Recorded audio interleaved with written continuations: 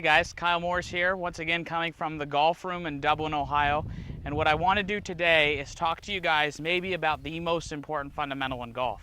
So if someone asks me, Kyle, how do you go about building a golf swing? The first thing that I would say is you have to establish two main things.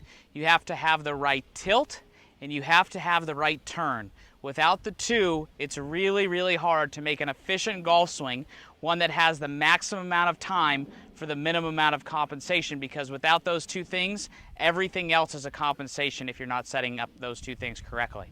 So, what are those two things? So the first thing is your tilt. So many amateurs, when they set up to a golf ball, they set up so that their spine is very, very vertical.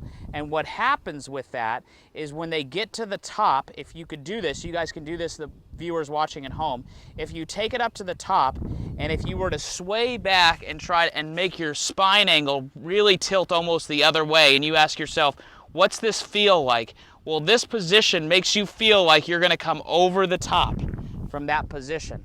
Whereas if you did the opposite and you were to set up with a lot of tilt, which the way you can test that is if you set up and you put your right hand on the right side of your leg, you go down to the middle of your knee, and then you turn, right? But so then on the flip side, try to put yourself like this and say, what does this make me feel like I want to do? Well, this makes the club, allows yourself to come from the inside and swing down on plane. So that's the first thing, is you have to establish the proper tilt at address. The second thing is the proper turn. Many amateurs, they set up with no tilt, and then when they turn, they actually sway back. Where in reality, what we're trying to do is we're trying to turn around our spine. So our spine is kind of the fixed axis. So if you were to look at my hips from straight on, you would see that my hips, will just say, are 20 inches wide. And now if I was going to turn, you could say my hips are 10 inches wide. So if I was in my posture and I was tilted and I was turning around my coil and coiling around my spine, and you measured my hips from face on, we would say they're about 18 inches wide, which is why when you draw a line and you're videoing at home or with an instructor or whatever, if you were to draw a line on your trail hip at setup and then you were to turn up to the top, you should have a little tiny gap between you and that line. If I were to go like this, that would be me going and swaying to the back foot on the outside of the right foot.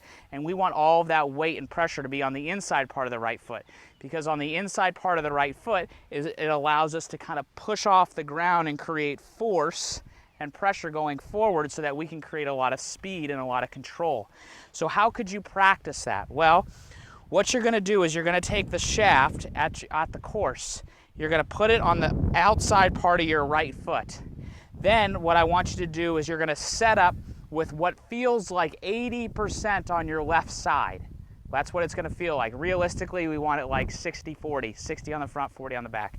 So you're going to set up with like 80% on the front side, and then I want you to tilt more than you think is reasonable. This is just kind of being really dramatic and like, you know, kind of really trying to create the feeling.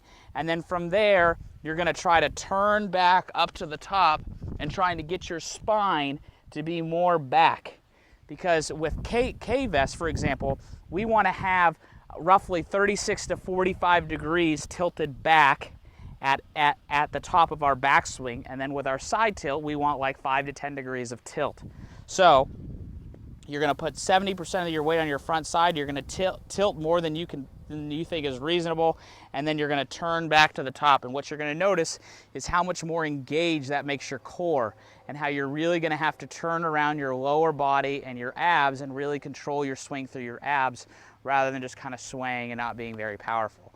So that would be a way to kind of practice it. I'm going to also show you some drills that you can do at the house. That would be great to do when you're in the office working, or if you're just at home and you have kids and it's tough to get to the course. So if you do these, your bottom is going to be much better and you're going to have a lot more success with your golf swing. So here's the drill to do at home. Check your tilts, turn, and gap away.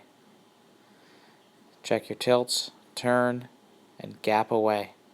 Then from down the line, what you're going to notice is you try to get your hands to be against the wall as well as your forearm, making your left forearm parallel to your shoulder plane.